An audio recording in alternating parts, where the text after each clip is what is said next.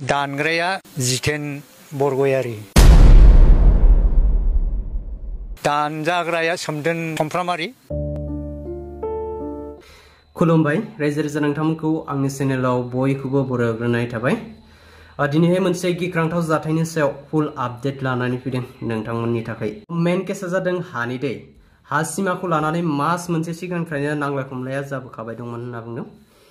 दा बे हाखौनो रायज्लायलायनानै समाधान खालामलायनो होननानै फोथारबारियाव थगायना लिंहरनानै सिखाजों दाननानै जिउ खोमानो नागिरनाय मोनसे जाथाय।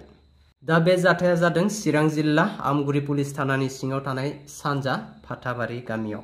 दानजागिरि बिथांनि मुङा सोमदोन समफ्रामारि। बिथाङा बरपेटार गामिनि सासे थागिबि सुबुं। आरो दानगिरि बिथांमोननि मुङा जादों जितेन बरगयारी, बिजेन बरगयारी, देकालाल बरगयारी आरो गणेश नार्जारी। बिथांमोना नखरसेनिनो ज' जानानै सोमदोन समफ्रामारिखौ फोथारबारियाव थगायना लिंहरनानै सेखाजों दाननानै जिउ फोजोबनो नाजादोंमोन। दा खौराङाव मोनथिनाय बायदिब्ला दायनिगिरि साब्रैखौ पुलिसा साथाम खाबाय आरो सासे दंबावो होननानै फोरमायदों। बे जाथाया 2:30 जादों आरो बेयो जाथाया इस्ट फाथाबारि सानजा फाथाबारियाव जादों आरो बेयो माने बिस्पानि फाथाबारि बे जरा मोनसे माने जेरावनाखि न'खर गैया बे जायगायाव जादों। स' बेवहाय जाथाय खालामग्राफ्रा माने ओरैबायदि जादों जाथाया बरपेटार गामिनि सोमदोन समफ्रामारि बिथांना बे जायगायावहाय माने हा दङ। हाजों लोगोसे बेवहाय माने बेना दंफांबो दंमोन आरो जिया दंफां। दा बे जिया दंफांखौहाय बै जायफोरनाखि दानदों बिथांमोना माने बिनि दंफांखौ फाननानै जादों। बे जाहैबाय 1 दाननि सिगांनो जानाय घटना। स' बेखौ लानानै बिसोरो माने दान्थे बिदान्थे जाबाय थादोंमोन। दा बेबायदिनो बिसोरो माने दिनैहाय सोमदोन समफ्रामारिखौहाय बै दानग्राफोरा लेंहरदों। माने गामिनि गावबुरा दङ, गामिनि रायजो राजा दङ, नों फै जोङो रायज्लायगोन होननानैहाय लेंहरदों। स' लेंहरनानैहाय बिसोरो बेयावनो माने बे दंफां आरो हानि थरख' बिथरख' जाबाय। थरख' बिथरख' जानायावनो नैबे दाननाय जाथाया जादों। स' दानग्राफोरा जाहैबाय जितेन बरगयारी, बेयो जाहैबाय बिफा आरो बिनिनो फिसाला बिजेन बरगयारी, बेनिफ्राय देकालाल बरगयारी बेयो फिसाला, बेनिफ्राय आरो सासे दङ गणेश नार्जारी, बे जाहैबाय बिसोरनि बिजामादै। स' बिसोरो गासैजों साब्रै।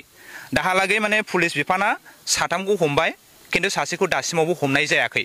स' जोङो गामिनि जानानै बेखौनो गोख्रोङैहाय पुलिस बिफानखौहाय जोङो डिमान्ड खालामगोन जे गोख्रैनो सासे थाबावनाय जायनाखि बिथाङा जाहैबाय गणेश नार्जारी, बिथांखौ गोख्रैनो हमनांगौ आरो बेजों लोगोसे बे साब्रै कालप्रिटखौहाय पुलिस बिफानखौ जोङो खावलायगोन बिसोरखौ जिउ जोबजासे जेलावनो दोननांगोन आरो बिसोरखौ माने ओरैबायदि साजा होनांगोन जाहाथे इयुनावहाय बिसोरो बेबायदि साजा खामानिखौ जेनो मावफिना। आरो जोङो बिथांमोनखौ मोजाङैनो मिथिगौ बिथांमोना समाजजों खुनु सोमोन्दो गैया आरो बेबायदि खामानियाव बिथांमोना जेब्लायबो लोब्बा थानाय मानसिफोर। बेनिखायनो जोङो सान्तिखौ लुबैग्रा मानसि हिसाबै जोङो गामियाव बेबायदिखौ जोङो मोजां मोना। बेनिखायनो पुलिसखौ जोङो खावलायगोन स' बिथांमोनखौहाय गोख्रोङैनो साजा होनांगोन आरो जिउ जोबजासे बिसोरखौहाय साजा होनांगोन। दायो जायनाखि दानजानाय सोमदोन समफ्रामारि बिथाङा जोबोद गोबारैनो जोखोम जादों। दासिमावहाय थागोन थाया जोङो खुनु गेरेन्थि गैया। जोङो दहाय नुनाय बायदियैहाय बिनि आगसि आखाइयाव दाबनै जायगायाव दानदों, बेनिफ्राय उनथिंजाय थाफ्लियाव दानदों, फेन्दायाव दानदों, खर'आव मोननै जायगायाव दानदों। दा गोबां थै गदों। बिथाङा थागोन थाया जों दासिमबो बुंस'नो हाया। जोङो इसोरनाव बेखौनो आर'ज खालामो बिथाङा मोजां जाथों, जोङो बेखौ आसा खालामो। बेजों लोगोसे जोङो न'खरजों लोगोसे गामि बेवहाय जोङो मोनथाम गामि नांनानै दङ।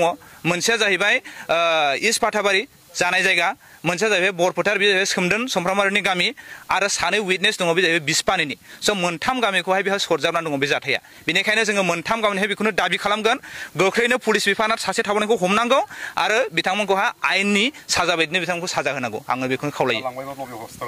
दासिमाव लवार आसामाव लांदों बिथांखौहाय। दा लांनानैहाय बेखौहाय इनिशियेल ट्रिटमेन्ट खालामगासिनो दङ। दा जोङो दासिमाव रिजाल्टखौ मोनाखै मा जागोन, स' बेखौ जोङो दासिमाव बुंथ'नो हाया। सोमदोन आरो आं समेस्वर मोसाहारि जों आंनि न'आव थांनानै सोमदोना माने आंखौ नेबाय थाहैदों। ओमफ्राय बियो आदै बैयाव एसे दंफां दानलायनायनि एसे केस बायदि जानानै दङ, बेहाय थाङि आदै। ओमफ्राय सोर सोर दं ओमफ्राय आं डेभेलपमेन्टनि गावबुरा दङ फाथाबारिनिफ्राय बेबायदि होननायखाय बिदिब्लालाय आंबो थांनायसै थौ होननानैहाय आं थांदों आरो।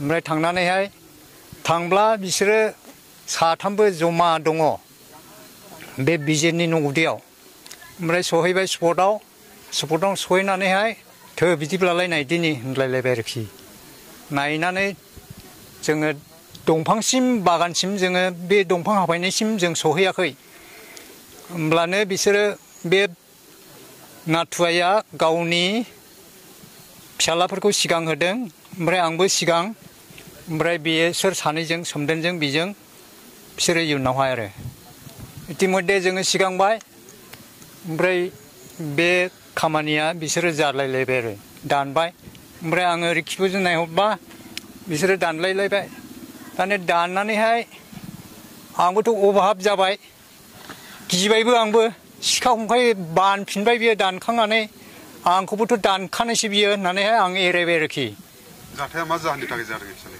मानो जायामोन बिनि हा दंहैयो सोमदोननि ओमफ्राय बिसिनिबो हा सिमना दंलायलायो आरो सानैजों सिमना सिनलाय ओमफ्राय बिसोरबो गय गायबाय सोमदोनाबो गय गायबाय दा बे सिमनायाखौबो बिसोरो मिलायलायनोसो होननानै सोमदोना बुंदोंमोन आरो बिसोर साबेसे दंमोन बिसोर साथाम सोर फिसा फिसा दानजाग्राया मा नाम ओमफ्राय दानग्राया मा नाम दानजाग्राया सोमदोन बरगयारी समफ्रामारि ओमफ्राय दानग्राया जितेन बरगयारी इस्पाताबारि